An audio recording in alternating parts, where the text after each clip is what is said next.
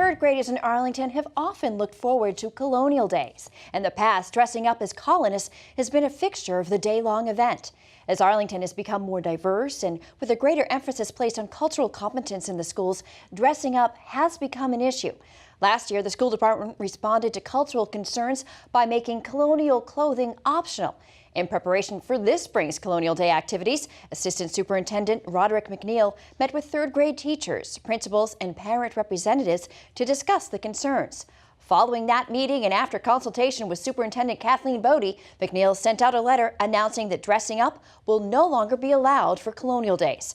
McNeil recently appeared before the school committee to outline the steps being taken to ensure the educational unit continues to be a vibrant piece of the third grade curriculum while presenting all the appropriate perspectives of history and culture. This is just a piece of what we're going to do as we look at that instruction of that unit. And third grade teachers are going to work this summer in order to look at other aspects of the unit to see how we can make sure that it's inclusive of all cultures that were, present at that particular point in time. And so this is just the beginning of us looking at that unit and looking at other ways that we can provide more inclusivity so that all cultures and all students feel honored and welcome. We are a diverse community, and we have to do things in a way that both honors the history that lives here in Arlington, but also does it in a way that's respectful for everyone, regardless of where they came from. There's different practices that are in place, and we're going to look at that as well. Like what's working well for Thompson, what's working well for Bishop.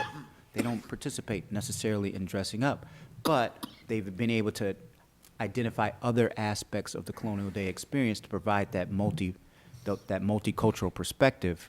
And let's look at what's working well in those communities and how we can, make that, how can we draw from those best practices and apply it to all schools. Throughout the whole process, we've had multiple perspectives, and from that, we've used that to come to our decision. So, it is my hope that over time, that those individuals who feel like we still need to dress up will see the value in what we're doing with the curriculum, because it's not just going to take place for this particular unit, but I think this is a manifestation of our goal of being culturally competent and looking at our instructional practice to make sure that in all areas, in all content areas, that we're being respectful, that we're not omitting any stories, and that we're not overemphasizing a single perspective, so we're telling one story. Town Meeting 2018 is underway, and this year representatives worked their way through almost half the warrant articles in just one session. The passage of Article 14 continues the town's commitment to protecting the tree canopy. It increases the fees for approved tree removals to better reflect the cost of planting new trees to make up for the loss.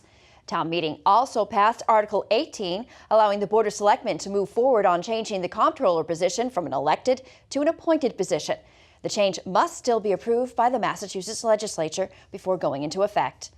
3 articles that received no action votes from the Board of Selectmen will not be taken up after a voice vote from town meeting members sent them down.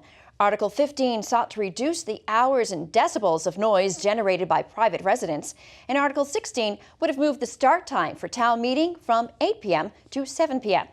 And Article 17 asked to expand the definition of historically or architecturally significant buildings to include any building more than 50 years old. No action articles can be resubmitted for consideration next year.